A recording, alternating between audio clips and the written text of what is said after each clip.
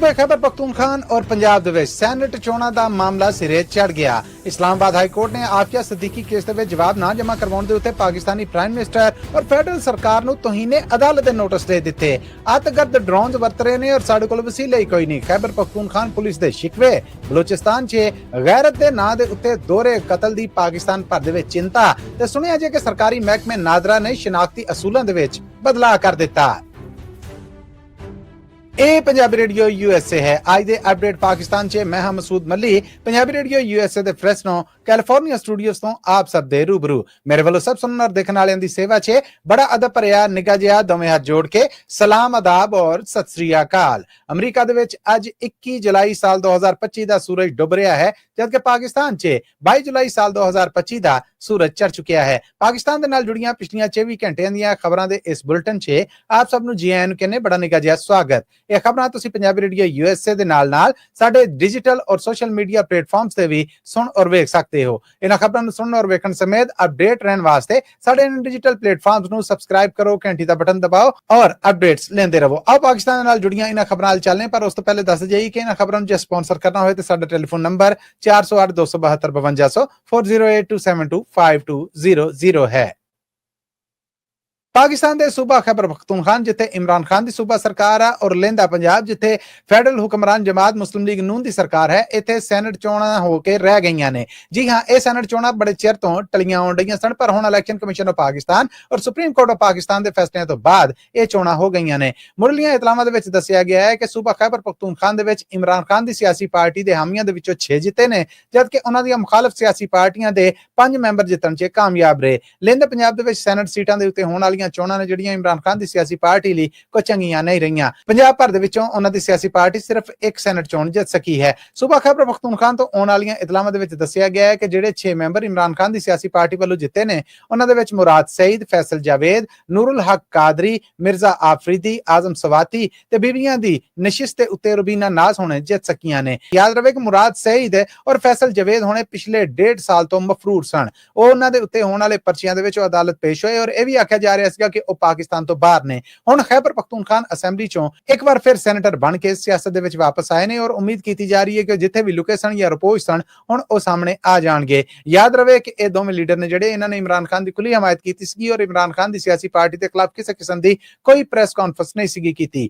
ਇਮਰਾਨ ਖਾਨ ਦੀ ਸਿਆਸੀ ਪਾਰਟੀ ਦੇ ਵਿੱਚੋਂ ਇਹ ਮੁਖਾਲਫਤ ਸਾਹਮਣੇ ਆਉਣ ਤੋਂ ਬਾਅਦ ਵੀ ਮਿਰਜ਼ਾ ਆਫਰੀਦੀ ਨੇ ਜਿਹੜੇ ਉਹਨਾਂ ਨੂੰ ਸੈਨੇਟ ਦਾ ਟਿਕਟ ਦਿੱਤਾ ਗਿਆ ਔਰ ਆਪਣੀ ਜਿੱਤ ਤੋਂ ਬਾਅਦ ਉਹਨਾਂ ਨੇ ਮੀਡੀਆ ਦੇ ਨਾਲ ਗੱਲਬਾਤ ਕਰਦਿਆਂ ਆਖਿਆ ਕਿ ਇਹ ਫੈਸਲਾ ਇਮਰਾਨ ਖਾਨ ਦੇ ਕਹਿਣ ਦੇ ਉੱਤੇ ਹੋਇਆ ਔਰ ਇਮਰਾਨ ਖਾਨ ਦੀ ਕਈ ਗੱਲ ਹੈ ਜਿਹੜੀ ਉਹਦੇ ਮੁਤਾਬਕ ਮੈਂ ਅੱਗੇ ਆਇਆ, ਇਸ ਕਰਕੇ ਮੈਨੂੰ ਉਮੀਦ ਹੈ ਕਿ ਬਾਕੀ ਪਾਰਟੀ ਮਾਮਲੇ ਨੇ ਜਿਹੜੇ ਉਹਨਾਂ 'ਚ ਸਭ ਲੋਕ ਆਪਣਾ ਦਿਲ ਸਾਫ਼ ਕਰ ਲੈਣਗੇ।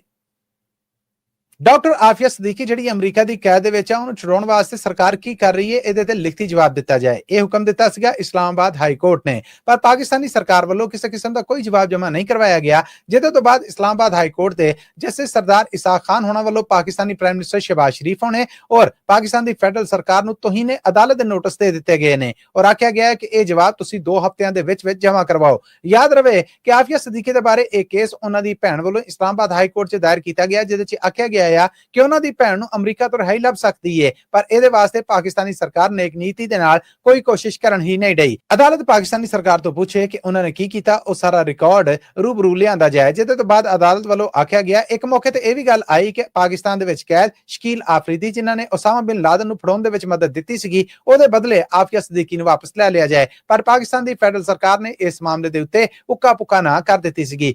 ਜਿਹਦੇ ਤੋਂ ਬਾਅਦ ਅਦਾਲਤ ਵੱਲੋਂ ਆਖਿਆ ਗਿਆ ਕਿ ਆਫੀਆ ਸਦੀਕੀ ਦੀ ਰਿਹਾਈ ਦੇ ਵਾਸਤੇ ਬਕਾਇਦਾ ਅਮਰੀਕੀ ਸਰਕਾਰ ਦੇ ਨਾਲ ਸਰਕਾਰੀ ਪੱਧਰ ਦੇ ਉੱਤੇ ਗੱਲਬਾਤ ਕੀਤੀ ਜਾਏ, ਪਰ ਪਾਕਿਸਤਾਨੀ ਸਰਕਾਰ ਨੇ ਇਸ ਬਾਰੇ ਜਵਾਬ ਜਮ੍ਹਾਂ ਨਹੀਂ ਸੀਗਾ ਕਰਵਾਇਆ, ਜਿਹਦੇ ਤੋਂ ਬਾਅਦ ਹੁਣ ਇਸਲਾਮਾਬਾਦ ਹਾਈ ਕੋਰਟ ਨੇ ਬਕਾਇਦਾ ਤੋਹੀਨੇ ਅਦਾਲਤ ਦੇ ਨੋਟਿਸ ਦੇ ਦਿੱਤੇ ਨੇ। ਅੱਤਗਰਦ ਲੜਾਕੂ ਸਾਡੇ ਤੋਂ ਤੇਜ਼ ਨੇ ਔਰ ਉਹਨਾਂ ਕੋਲ ਜਦੀਦ ਵੈਪਨਸ ਨੇ, ਪਰ ਸਾਡੇ ਕੋਲ ਵਸੀਲੇ ਹੀ ਕੋਈ ਨਹੀਂ। ਇਹ ਸ਼ਿਕਵਾ ਕੀਤਾ ਹੈ ਸੂਬਾ ਖੈਬਰ ਪਖਤੂਨਖਾਨ ਦੀ ਪੁਲਿਸ ਨੇ, ਜਿਨ੍ਹਾਂ ਦੇ ਉੱਤੇ ਅੱਤਗਰਦਾਂ ਵੱਲੋਂ ਬਕਾਇਦਾ ਡਰੋਨ ਹਮਲੇ ਨੇ ਜਿਹੜੇ ਉਹ ਕੀਤੇ ਜਾ ਰਹੇ ਨੇ। ਨਿੱਕੇ ਡਰੋਨਸ ਦੇ ਰਾਹੀਂ ਬੰਬ ਔਰ ਬਾਰੂਦ ਬਨ ਕੇ ਥਾਣਿਆਂ ਦੇ ਉੱਤੇ ਹਮਲੇ ਕੀਤੇ ਜਾ ਰਹੇ ਨੇ ਔਰ ਪੁਲਿਸ ਚੌਕੀਆਂ ਨੇ ਜਿਹੜੀਆਂ ਉਹਨਾਂ ਨੂੰ ਨਿਸ਼ਾਨਾ ਬਣਾਇਆ ਜਾ ਰਿਹਾ ਹੈ। ਖੈਬਰ ਪਖਤੂਨਖਾਨ ਪੁਲਿਸ ਨੇ ਇਸ ਮਾਮਲੇ ਦੇ ਉੱਤੇ ਬਰੀਫਿੰਗ ਦਿੰਦਿਆਂ ਆਖਿਆ ਕਿ ਅਸੀਂ ਵੀ ਆਪਣੇ ਸਾਰੇ ਮਾਮਲੇ ਨੇ ਜਿਹੜੇ ਉਹਨਾਂ ਨੂੰ ਚੁਕੰਨਿਆ ਕਰ ਲਿਆ, ਪਰ ਇਹਨਾਂ ਡਰੋਨਸ ਨੂੰ ਜੇ ਤਾਂ ਨਜ਼ਰ ਦੇ ਵਿੱਚ ਆ ਜਾਣ ਤੇ ਮਾਰ ਸੁੱਟੀਦਾ ਹੈ, ਨਹੀਂ ਤੇ ਇਹ ਹਮਲਾ ਕਰਨ 'ਚ ਕਾਮਯਾਬ ਰਹਿੰਦੇ ਨੇ। ਇਸ ਬਾਰੇ ਹੰਨਾ ਥਾਣੇ ਦਾ ਹਵਾਲਾ ਦਿੱਤਾ ਗਿਆ, ਜਿਹੜਾ ਸੂਬਾ ਖੈਬਰ ਪਖਤੂਨਖਵਾ ਦੇ ਜ਼ਿਲ੍ਹਾ ਬੰਨੂ ਦਾ ਇੱਕ ਥਾਣਾ ਹੈ। ਉੱਥੇ 3 ਦਿਨ ਪਹਿਲਾਂ ਇਸੇ ਤਰ੍ਹਾਂ ਇੱਕ ਡਰੋਨ ਨੂੰ ਤਬਾਹ ਕਰਕੇ ਸੁੱਟਿਆ ਗਿਆ, ਪਰ ਜਦੋਂ ਉਹ ਥਾਣੇ ਦੇ ਨਾਲ ਦੇ ਘਰ ਦੇ ਵਿੱਚ ਡਿੱਗਾ ਤੇ ਉਹਦੇ ਨਾਲ ਵੱਜਿਆ, ਗੋਲਾ ਬਰੂਦ ਜਿਹੜਾ ਉਹ ਪਾਟ ਗਿਆ, ਜਿਹਦੇ ਵਿੱਚ 2 ਜ਼ਨਾਨੀਆਂ ਦੀ ਹਲਾਕਤ ਹੋਈ ਔਰ 3 ਬੱਚਿਆਂ ਸਮੇਤ ਇੱਕ ਫੱਟਰ ਵੀ ਹੋਇਆ। ਇਸ ਮਾਮਲੇ ਦੇ ਉੱਤੇ ਖੈਬਰ ਪਖਤੂਨਖਵਾ ਦੀ ਪੁਲਿਸ ਦਾ ਆਖਣਾ ਹੈ ਕਿ ਸਾਨੂੰ ਸਰਕਾਰੀ ਵਸੀਲੇ ਨਹੀਂ ਦਿੱਤੇ ਜਾ ਰਹੇ ਔਰ ਅਸੀਂ ਇਹ ਜਦੀਦ ਵੈਪਨਸ ਔਰ ਇਹ ਜਿਹੜੇ ਡਰੋਨ ਅਟੈਕ ਦਹਿਸ਼ਤਗਰਦਾਂ ਵੱਲੋਂ ਵਰਤੇ ਜਾ ਰਹੇ ਨੇ, ਇਹਨਾਂ ਦਾ ਮੁਕਾਬਲਾ ਨਹੀਂ ਕਰ ਸਕ ਰਹੇ। ਆਪਣੇ ਸੁਣਨ ਵਾਲਿਆਂ ਨੂੰ ਦੱਸ ਜਾਈਏ ਕਿ ਇਹ ਅਤਿਗਰਦ ਹਮਲੇ ਕਿਹੜੀ ਤਨਜ਼ੀਮ ਕਰ ਰਹੀ ਹੈ ਜਾਂ ਇਹਨਾਂ ਡਰੋਨ ਹਮਲਿਆਂ ਦੀ ਜ਼ਿੰਮੇਵਾਰੀ ਕਿਹਨੇ ਕਬੂਲੀ ਹੈ, ਕੋਈ ਨਾ ਸਾਹਮਣੇ ਨਹੀਂ ਆ ਸਕਿਆ। ਪਰ ਪਾਕਿਸਤਾਨ 'ਚ ਸਰਕਾਰੀ ਪੱਧਰ ਤੇ ਆਮ ਖਿਆਲ ਕੀਤਾ ਜਾਂਦਾ ਹੈ ਕਿ ਇਹ ਕੰਮ ਪਾਬੰਦੀ ਲੱਗੀ ਤਨਜ਼ੀਮ ਤਹਿਰੀਕ-ਏ-ਤਾਲਿਬਾਨ ਪਾਕਿਸਤਾਨ ਵਾਲੇ ਕਰਦੇ ਨੇ, ਜਦਕਿ ਤਹਿਰੀਕ-ਏ-ਤਾਲਿਬਾਨ ਪਾਕਿਸਤਾਨ ਦੇ ਜ਼ਰੀਆ ਨੇ ਰਾਊਟਰ ਨਿਊਜ਼ ਏਜੰਸੀ ਨੂੰ ਦਿੱਤੇ ਇੱਕ ਬਿਆਨ 'ਚ ਆਖਿਆ ਸੀਗਾ ਕਿ ਅਸੀਂ ਡਰੋਨ ਹਮਲੇ ਹਜੇ ਕਰ ਤੇ ਨਹੀਂ ਰਹੇ, ਪਰ ਅਸੀਂ ਡਰੋਨ ਹਮਲਿਆਂ ਦੇ ਬਾਰੇ ਟੈਕਨੋਲੋਜੀ ਲੈਣ ਦੇ ਰੀਝਮੰਦ ਹਾਂ ਔਰ ਉਹਦੇ ਲਈ ਕੋਸ਼ਿਸ਼ਾਂ ਵੀ ਕਰ ਰਹੇ ਹਾਂ।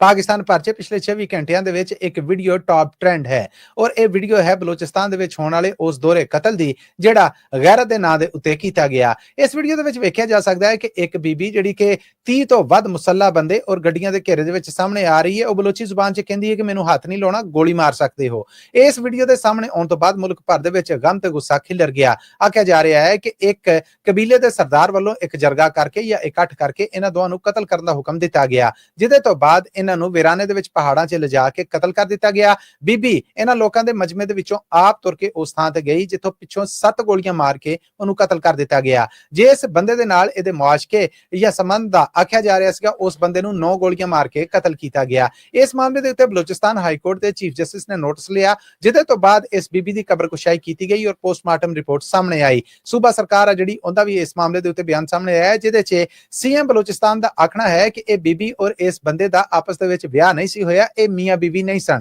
ਬੀਬੀ ਪਹਿਲੇ ਤੋਂ ਵਿਆਹੀ ਵਰੀ ਸੀਗੀ ਔਰ ਉਹਦੇ 5 ਨਿਆਣੇ ਸਨ, ਜਦਕਿ ਇਹ ਬੰਦਾ ਜਿਹੜਾ ਇਹ ਵੀ ਪਹਿਲੇ ਤੋਂ ਵਿਆਹਿਆ ਵਰਿਆ ਸੀਗਾ ਔਰ ਇਹਦੇ 6 ਬੱਚੇ ਸਨ। ਜਦਕਿ ਕਾਨੂੰਨੀ ਮਾਹਿਰਾਂ ਦਾ ਆਖਣਾ ਹੈ ਕਿ ਜੇ ਇਹ ਜੁਰਮਵਾਰ ਹੈ ਵੀ ਸਨ ਤੇ ਇਹਨਾਂ ਨੂੰ ਕਾਨੂੰਨ ਦੇ ਮੁਤਾਬਕ ਸਜ਼ਾ ਦਿੱਤੀ ਜਾਂਦੀ। ਜਰਗੇ ਵੱਲੋਂ ਇਹ ਸਜ਼ਾ ਦਿੱਤਾ ਜਾਣਾ ਕਾਨੂੰਨ ਨੂੰ ਹੱਥ ਵਿੱਚ ਲੈਣ ਦੇ ਬਰਾਬਰ ਹੈ। ਪਾਕਿਸਤਾਨੀ ਪ੍ਰਾਈਮ ਮਿਨਿਸਟਰ ਸ਼ਹਿਬਾਜ਼ ਸ਼ਰੀਫ ਉਹਨਾਂ ਨੇ ਵੀ ਇਸ ਮਾਮਲੇ ਦੇ ਉੱਤੇ ਸੀਐਮ ਬਲੋਚਿਸਤਾਨ ਕੋਲੋਂ ਨੋਟਿਸ ਲੈ ਕੇ ਰਿਪੋਰਟ ਮੰਗ ਲਈ ਹੈ ਔਰ ਇਸ ਦੋਹਰੇ ਕਤਲ ਦੀ ਨਿੰਦਿਆ ਕੀਤੀ ਹੈ। ਇਸ ਦੋਹਰੇ ਕਤਲ ਦੀ ਗੂੰਜ ਪਾਕਿਸਤਾਨੀ ਸੈਨੇਟ ਦੇ ਵਿੱਚ ਵੀ ਗੂੰਜੀ, ਜਿੱਥੇ ਹਕੂਮਤੀ ਔਰ ਸਰਕਾਰ ਮੁਖਾਲਫ ਧੜੇ ਦੋਵਾਂ ਨੇ ਇਹਦੀ ਨਿੰਦਿਆ ਕੀਤੀ ਔਰ ਆਖਿਆ ਕਿ ਵੀਡੀਓ ਦੇ ਵਿੱਚ 30 ਲੋਕ ਜਿਹੜੇ ਇਹਨਾਂ ਨਿਹੱਥੇ ਲੋਕਾਂ ਨੂੰ ਕਤਲ ਕਰ ਰਹੇ ਨੇ, ਉਹਨਾਂ ਸਾਰਿਆਂ ਨੂੰ फांसी ते चाढ़े जाना जरूरी है। पाकिस्तान पीपल्स पार्टी, हुक्मरान जमात, पाकिस्तान मुस्लिम लीग नून, इमरान खान की सियासी पार्टी, पाकिस्तान तहरीक इंसाफ और कई धार्मिक सियासी पार्टियां ने भी इस कतल की निंदा की है। पाकिस्तानी सरकार ਦੇ ਮਹਿਕਮੇ ਨਾਦਰਾ ਜਿਹਦੇ ਵੱਲੋਂ ਨੈਸ਼ਨਲ ਆਈਡੀ ਕਾਰਡ ਨੇ ਜਿਹੜੇ ਉਹ ਦਿੱਤੇ ਜਾਂਦੇ ਨੇ ਔਰ ਪਾਸਪੋਰਟ ਜਾਰੀ ਕੀਤੇ ਜਾਂਦੇ ਨੇ, ਉਹਨਾਂ ਨੇ ਸ਼ਨਾਖਤੀ ਅਸੂਲਾਂ ਦੇ ਵਿੱਚ ਬਦਲਾਅ ਕੀਤਾ ਹੈ। ਪਹਿਲੇ 3 ਸਾਲ ਤੋਂ ਘੱਟ ਉਮਰ ਤੋਂ ਲੈ ਕੇ ਬੱਚੇ ਜਿਹੜੇ ਕਿ 18 ਸਾਲ ਤੋਂ ਘੱਟ ਉਮਰ ਦੇ ਸਨ, ਉਹਨਾਂ ਦੇ ਬੇਫਾਮ ਜਾਂ ਕਹਿ ਲਵੋ ਕਿ ਸ਼ਨਾਖਤ ਪਰਚੀਆਂ ਨੇ ਜਿਹੜੀਆਂ ਉਹ ਤਸਵੀਰ ਤੋਂ ਬਗੈਰ ਹੁੰਦੀਆਂ ਸਨ। ਪਰ ਹੁਣ ਆਖਿਆ ਗਿਆ ਹੈ ਕਿ ਬੱਚਿਆਂ ਦੇ ਪਾਸਪੋਰਟ ਬਣਵਾਉਣ ਵਾਸਤੇ 3 ਸਾਲ ਤੋਂ ਘੱਟ ਉਮਰ ਦੇ ਬੱਚੇ ਨੇ ਜਿਹੜੇ, ਉਹਨਾਂ ਦੇ ਬੇਫਾਮ ਜਾਂ ਸ਼ਨਾਖਤੀ ਪਰਚੀ ਹੈ ਜਿਹੜੀ ਉਹ ਤਸਵੀਰ ਤੋਂ ਬਗੈਰ ਵੀ ਚੱਲੇਗੀ। ਪਰ 3 ਸਾਲ 1 ਦਿਨ ਤੋਂ ਲੈ ਕੇ ਜਿੰਨੇ ਵੀ ਬੱਚੇ 10 ਸਾਲ ਤੱਕ ਦੀ ਉਮਰ ਦੇ ਨੇ, ਉਹਨਾਂ ਦੇ ਤਸਵੀਰ ਵਾਲੇ ਬੇਫਾਮ ਨੇ ਜਿਹੜੇ ਉਹ ਹੋਣਗੇ। 10 ਸਾਲ 1 ਦਿਨ ਤੋਂ ਲੈ ਕੇ 18 ਸਾਲ ਤੱਕ ਦੀ ਉਮਰ ਦੇ ਬੱਚਿਆਂ ਦੇ ਜੇ ਪਾਕਿਸਤਾਨੀ ਪਾਸਪੋਰਟ ਬਣਵਾਉਣੇ ਨੇ ਤੇ ਉਹਦੇ ਵਾਸਤੇ ਤਸਵੀਰ ਵਾਲੇ ਬੇਫਾਮ ਦੇ ਨਾਲ ਉਹਨਾਂ ਦੀ ਪੂਰੀ ਬਾਇਓਮੈਟ੍ਰਿਕ ਹੈ ਜਿਹੜੀ ਉਹ ਵੀ ਕਰਵਾਈ ਜਾਏਗੀ। ਇਹ ਨਵੇਂ ਅਸੂਲ ਨੇ ਜਿਹੜੇ, ਇਹਨਾਂ ਦਾ ਐਲਾਨ ਪਾਕਿਸਤਾਨੀ ਸਰਕਾਰ ਵੱਲੋਂ ਸੋਮਵਾਰ ਵਾਲੇ ਦਿਨ ਕੀਤਾ ਗਿਆ ਹੈ, ਜਿਹਦੇ ਤੋਂ ਬਾਅਦ ਇਹ ਵੀ ਆਖਿਆ ਗਿਆ ਹੈ ਕਿ ਫੈਮਿਲੀ ਰਜਿਸਟ੍ਰੇਸ਼ਨ ਸਰਟੀਫਿਕੇਟ ਯਾਨੀ FCR ਜਿਹੜਾ ਉਹਨੂੰ ਵੀ 3 ਹਿੱਸਿਆਂ 'ਚ ਵੰਡ ਦਿੱਤਾ ਗਿਆ ਹੈ। ਪਹਿਲਾ FCR ਹੈ ਜਿਹੜਾ ਉਹਦੇ ਵਿੱਚ ਇੱਕ ਮੀਆਂ ਬੀਵੀ ਔਰ ਉਹਨਾਂ ਦੇ ਬੱਚੇ ਨੇ ਜਿਹੜੇ, ਉਹਨਾਂ ਦਾ ਰਿਕਾਰਡ ਹੈ ਜਿਹੜਾ ਉਹਦੀ ਤਸਦੀਕ ਕੀਤੀ ਜਾਏਗੀ। ਦੂਸਰਾ FCR ਹੈ ਜਿਹੜਾ ਜੇ ਇੱਕ ਬੰਦੇ ਨੇ 1 ਤੋਂ ਵੱਧ ਵਿਆਹ ਕੀਤੇ ਗਏ ਔਰ ਦੋਵੇਂ ਬੀਵੀਆਂ ਦੇ ਵਿੱਚੋਂ ਉਹਦੇ ਵੱਖੋ-ਵੱਖ ਪਰਿਵਾਰ ਜਾਂ ਬੱਚੇ ਹੋਏ, ਉਹਨਾਂ ਦੋਵਾਂ ਦੇ ਵੱਖੋ-ਵੱਖ FCR ਦਿੱਤੇ ਜਾਣਗੇ। ਔਰ ਤੀਸਰੀ ਕਿਸਮ FCR ਦੀ ਹੈ ਜਿਹੜੀ ਉਹਦੇ ਵਿੱਚ ਇੱਕ ਪਰਿਵਾਰ ਦੇ ਜਿੰਨੇ ਬੱਚੇ ਔਰ ਉਹਨਾਂ ਦੇ ਮਾਂ-ਪਿਓ ਨੇ ਉਹਨਾਂ ਦਾ ਹੀ FCR ਹੋਏਗੀ। ਨਾਜ਼ਰਾ ਦੇ ਮਹਿਕਮੇ ਵੱਲੋਂ ਆਖਿਆ ਗਿਆ ਹੈ ਕਿ ਸਾਰੇ ਅਸੂਲ ਨੇ ਜਿਹੜੇ ਇਹ ਅੱਜ ਤੋਂ ਹੀ ਲਾਗੂ ਹੋਣਗੇ। ਲੋ ਜੀ, ਅੱਜ ਦਾ ਅਪਡੇਟ ਪਾਕਿਸਤਾਨ ਇੱਥੇ ਹੀ ਮੁੱਕਦਾ ਹੈ। ਮੈਨੂੰ ਮਸੂਦ ਮੱਲੀ ਨੂੰ 21 ਜੁਲਾਈ ਸਾਲ 2025 ਦੇ ਇਸ ਬੁਲੇਟਿਨ 'ਚੋਂ ਇਸ ਆਸ ਉਮੀਦ ਦੇ ਨਾਲ ਇਜਾਜ਼ਤ ਦਿਓ ਕਿ ਅਸੀਂ ਤੁਹਾਡੇ ਵੱਲੋਂ ਇਹਨਾਂ ਖਬਰਾਂ ਨੂੰ ਸਪਾਂਸਰ ਕਰਨ ਦੇ ਵੀ ਰੀਝਵੰਦ ਹਾਂ। ਇਹਨਾਂ ਖਬਰਾਂ ਨੂੰ ਸਪਾਂਸਰ ਕਰਨਾ ਹੋਏ ਤਾਂ ਸਾਡਾ ਟੈਲੀਫੋਨ ਨੰਬਰ 408 272 5200 ਯਾਨੀ 4082725200 ਹਾਜ਼ਰ ਹੈ। ਇਹ ਖਬਰਾਂ ਤੁਹਾਡੇ ਵਾਸਤੇ ਹਫਤੇ 'ਚ 5 ਦਿਨ ਮੰਡੇ ਟੂ ਫਰਾਈਡੇ ਪੇਸ਼ ਕੀਤੀਆਂ ਜਾਂਦੀਆਂ ਨੇ। ਇਹ ਖਬਰਾਂ ਤੁਹਾਡੇ ਵਾਸਤੇ ਪੰਜਾਬੀ ਰੇਡੀਓ USA ਦੇ ਨੈਸ਼ਨਲ ਔਰ ਇੰਟਰਨੈਸ਼ਨਲ ਰੇਡੀਓ ਨੈਟਵਰਕ ਦੇ ਨਾਲ ਪੰਜਾਬੀ ਰੇਡੀਓ USA ਔਰ ਪੰਜਾਬੀ TV USA ਦੇ ਡਿਜੀਟਲ ਔਰ ਸੋਸ਼ਲ ਮੀਡੀਆ ਪਲੇਟਫਾਰਮਸ ਤੇ ਵੀ ਬ੍ਰਾਡਕਾਸਟ ਕੀਤੀਆਂ ਜਾਂਦੀਆਂ ਨੇ। ਇਹਨਾਂ ਖਬਰਾਂ 'ਚੋਂ ਅੱਜ ਤੱਕ ਲਈ ਇੰਨਾ ਹੀ। ਮੈਨੂੰ ਇਜਾਜ਼ਤ ਦਿਓ, ਫਿਰ ਮਿਲਾਂਗੇ। ਆਉਂਦੀ ਮੁਲਾਕਾਤ ਤੱਕ ਲਈ ਤੁਹਾਡਾ ਮੇਰਾ ਸਾਡਾ ਸਾਰਿਆਂ ਦਾ ਰੱਬ ਰਾਖਾ।